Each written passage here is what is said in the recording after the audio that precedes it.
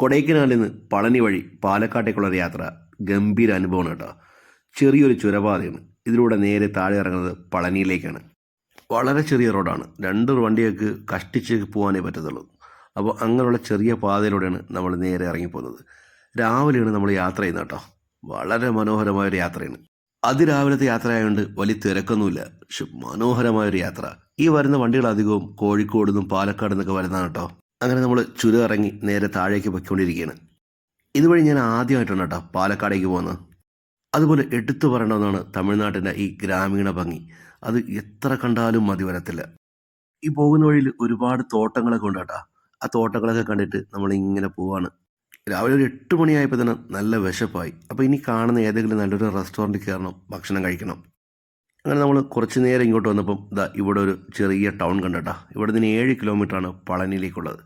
ഞങ്ങൾ ഈ റെസ്റ്റോറൻറ്റിൽ കയറി. പുറത്തുനിന്ന് കണ്ടത് കണക്കല്ല കേട്ടോ. അകത്ത് കയറിയപ്പോൾ നല്ല ക്രൗഡാണ്. അപ്പോൾ രാവിലെ തന്നെ ബ്രേക്ക്ഫാസ്റ്റ് ഇതാണ്. നല്ല ചൂട് മസാല ദോശയും ചട്നിയും സാമ്പാറും. അടിപൊളി. മസാല ദോശയും സാമ്പാറും ചട്നിയും എല്ലാം ഒന്നിനൊന്ന് മെച്ചം. ഗംഭീരം. ആ മസാല ദോശയിലൊക്കെ ഉണ്ടല്ലോ നല്ല നെയ്യുടെ ഫ്ലേവറാണ്. അങ്ങനെ ഫുഡൊക്കെ കഴിച്ചിട്ട് നേരെ പുറത്തിറങ്ങി. ഇനി നേരെ പാലക്കാടേക്ക്. തമിഴ്നാട്ടിലെ ഗ്രാമങ്ങൾക്കുള്ളിലൂടെ യാത്ര ചെയ്യുന്നത് വലിയൊരു എക്സ്പീരിയൻസ് ആണ്. അങ്ങനെ യാത്ര ഞാൻ ഉടൻ തന്നെ ചെയ്യുന്നുണ്ട്. മാത്രമല്ല കേട്ടോ, അവിടുത്തെ റോഡിൻ്റെയൊക്കെ സ്ട്രക്ചറും ഡെവലപ്മെൻറ്റ്സ് ഒക്കെ വേറെ ലെവലാണ്. കണ്ണെത്താത്ത ദൂരത്തോളം വിശാലമായി കിടക്കുന്ന ഭൂമിയും റോഡും ഒക്കെ കണ്ടുകൊണ്ട് ഇങ്ങനൊരു യാത്ര എന്തു രസമാണെന്നറിയോ. കുറച്ചുകൂടി മുന്നോട്ട് വന്നപ്പം റോഡിൻ്റെ 2 സൈഡിലും നിറയെ വിൻഡ് മില്ലുകളാണ് കേട്ടോ. ഇതൊക്കെ കണ്ടുകൊണ്ട് ഇങ്ങനെ ഡ്രൈവ് ചെയ്യുന്നത് നല്ലൊരു എക്സ്പീരിയൻസ് ആണ്.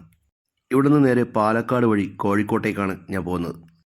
പാലക്കാടും ഒന്ന് നന്നായിട്ട് എക്സ്പ്ലോർ ചെയ്യാനുണ്ട്. അങ്ങനെ ഗോവിന്ദാപുരം വഴി കേരള ബോർഡർ എത്തി. ഇനി അങ്ങോട്ട് കേരളമാണ്. പാലക്കാട് കയറിയപ്പോൾ നല്ല ചൂട്. കരിക്കുടിക്കുമ്പോൾ എന്ത് ആശ്വാസം അറിയാം. അടിപൊളി. ഇനി നമ്മൾ പോകുന്നത് പുതിയ കുറേ യാത്രകളിലേക്കാണ് കേട്ടോ. അപ്പോൾ വീണ്ടും കാണാം.